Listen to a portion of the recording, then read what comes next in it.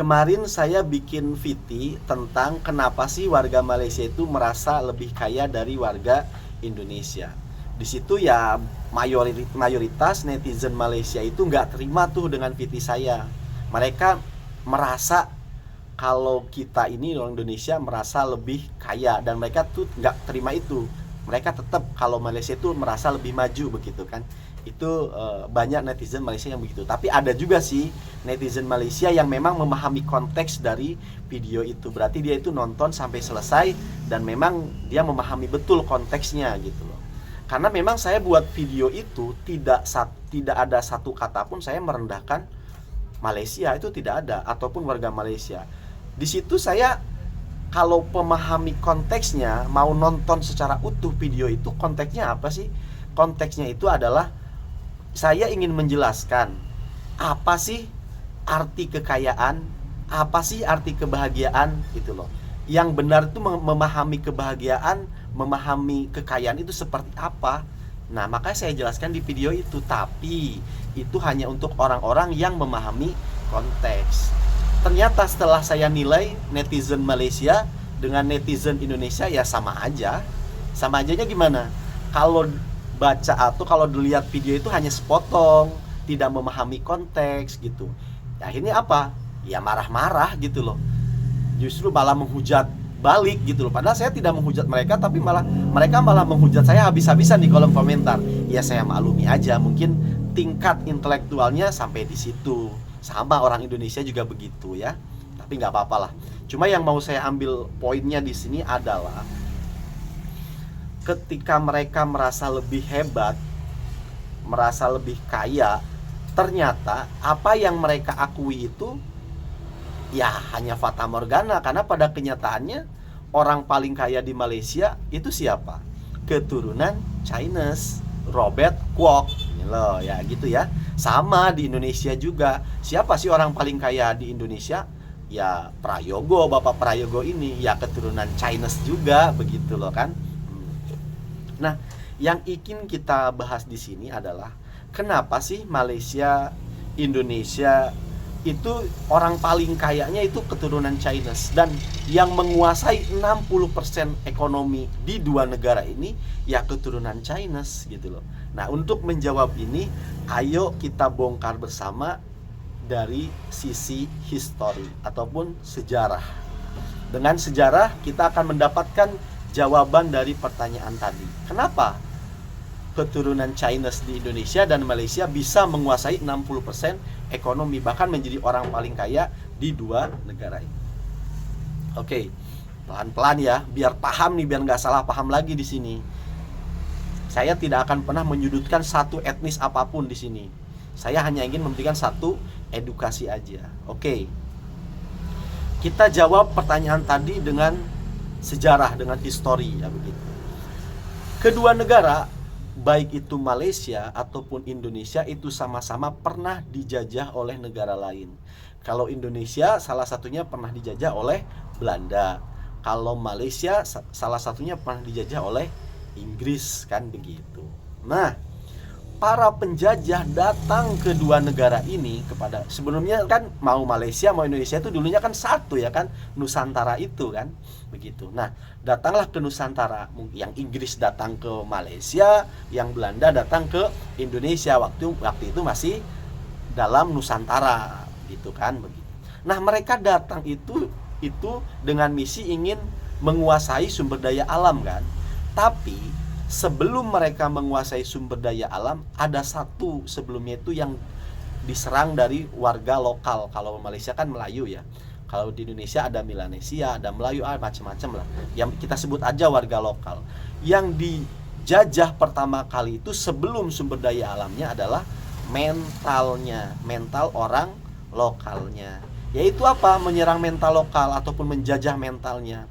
Yaitu menanamkan sifat inferiority kompleks gitu loh. Jadi yang dicerang psikologinya dulu tuh, biar mudah nanti menguasai alamnya. Apa sih inferiority kompleks itu? Ya kalau saya sederhanakan sih, inferiority kompleks itu menganggap diri ini lebih rendah daripada orang lain gitu loh. Menganggap orang lain itu lebih hebat dari kita dan kita tidak mampu apa-apa, dan kita bergantung kepada dia yang lebih hebat dari kita. Intinya merasa rendah diri dari orang lain aja gitu. Hanya tidak percaya diri, itu namanya inferiority complex. Apa hubungannya inferiority complex dengan penjajahan sumber daya alam, penguasaan sumber daya alam? Ya jelas ada hubungannya. Ketika orang ini merasa dirinya lebih rendah dan orang lain lebih kuat, lebih hebat, otomatis dia mau diatur orang gitu loh. Apapun yang dia katakan, yang dia perintahkan, akhirnya dia mau nurut tuh, dia mau diatur gitu loh. Salah satu indikasi keberhasilan para penjajah itu menjajah mental orang lokal ataupun dengan inferiority complex ini adalah salah satunya apa? Kita lihat aja sekarang tuh di lingkungan kita. Kalau ada bule datang, anak-anak kecil, halo mister, pokoknya menganggap kita itu lebih rendah aja dari bule gitu. Atau ada anak lahir, misalkan hidungnya mancung, mancung ya kayak Arab gitu. Jadi standar kehebatan, standar kegantengan itu keluar gitu loh ke orang bule. Atau misalkan putih ya kulitnya, misalkan orang lokal lah ini kayak Cina gitu kan. Nah itu jadi menggantungkan standar keindahan, kegantengan ataupun kecantikan itu ke orang lain gitu loh. Nah itu berarti mereka ini penjajah ini memang berhasil menjajah mental orang lokal. Atau di sekolah misalkan himne guru, tahu ya himne guru? Himne guru lihat kata-kata itu kok ini kayak puja-puji untuk nabi aja gitu loh kepada guru. Karena memang begitu, itu namanya inferiority complex itu begitu. Menganggap guru itu segalanya hebat gitu loh. Bahkan ketika murid bertanya, "Pak, mau bertanya tentang A," misalkan. Gurunya nanti jawab, ini lagi pelajaran matematika, ngapain kamu pelajaran itu? Nah gitu kan. Ataupun ada murid protes sama gurunya, "Pak, itu sebenarnya begini, tahu dari mana kamu?" "Saya tahu dari Google, Pak," gitu kan. "Belajar kok sama Google." "Udah, kamu jangan ikut-ikutan, belajar tuh sama guru, harus ada sanatnya." Nah itu salah satu bentuk penjajahan mental yang sampai sekarang terus melekat di orang-orang lokal Indonesia ataupun Malaysia, begitu ya. Nah terus apa hubungannya Bang dengan keturunan Chinese tadi? Nah sekarang masih dalam histori juga nih, dari dalam sejarah. Ketika penjajah itu datang dan menjajah mental orang lokal, orang keturunan Chinese ini, nenek moyangnya Robert Kwok, Prayogo itu ya datang juga. Cuma mereka bukan untuk mau menjajah, menguasai sumber daya alam, tapi mereka untuk berdagang begitu loh. Sama-sama datang ke Indonesia, ke Malaysia, tapi mereka buat dagang. Sedangkan yang Belanda, yang Inggris datang untuk menjajah. Jadi ketika si penjajah ini menjajah mental orang lokal, maka si orang pendatang dari China ini tidak masuk kategori ataupun yang menjadi target gitu loh. Jadi dia bukan objeknya gitu loh. Tetap yang dihajar itu adalah orang lokalnya, karena orang lokal itulah yang memiliki tanah, yang dijadikan pekerja. Sedangkan orang yang pendatang dari China itu kan bukan pemilik tanah dan lain sebagainya. Jadi dia nggak jadi objeknya, nggak jadi target penjajahan mental tadi. Maka mereka nggak kena itu doktrin-doktrin ataupun penjajahan mental. Mereka tetap dagang aja begitu.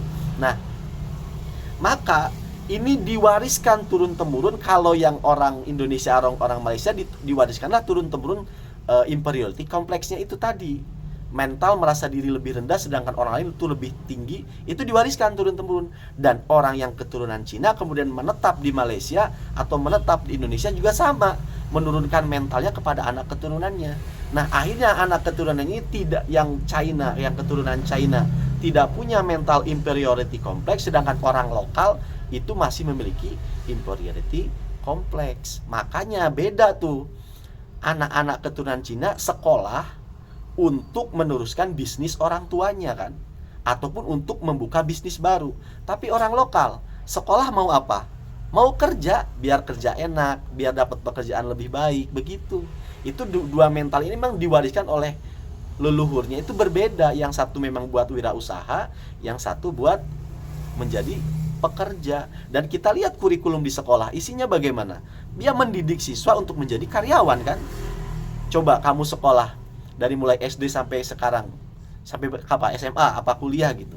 Lihat kurikulumnya, itu mendidik anak siswa itu menjadi karyawan kan, bukan untuk menjadi entrepreneur atau menjadi pengusaha. Karena di waktu itu ya pengusahanya ataupun bosnya itu ya penjajah Belanda ataupun Inggris, dan orang lokalnya dijadikan karyawan gitu loh. Makanya sekolahnya pun ya sekolah untuk jadi karyawan gitu. Tetapi dengan lain, dengan orang keturunan Chinese, mereka sekolah ya ketika lulus gimana cara melanjutkan usaha bapaknya, orang tuanya, atau dia membuka usaha sendiri begitu loh. Makanya dari sinilah terjawab sudah kenapa ya kan penguasa ekonomi di dua negara ini ya keturunan China. Kenapa orang kaya di dua negara ini ya orang keturunan China. Nah, kalau sudah nemu jawabannya, ambil pelajarannya. Apa sih pelajarannya dari sini semua? Berarti mulai sekarang Anda yang nonton, ya kamu nih yang nonton video ini, stop lingkaran setan ini.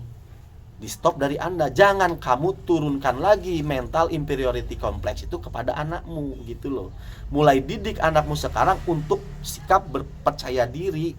Kalau misalkan kalau Malaysia ataupun kalau Indonesia itu lebih hebat dari negara lain, karena kita punya leluhur yang sama yang pernah maju. Salah satunya misalkan Majapahit gitu kan. Nusantara itu pernah hebat loh.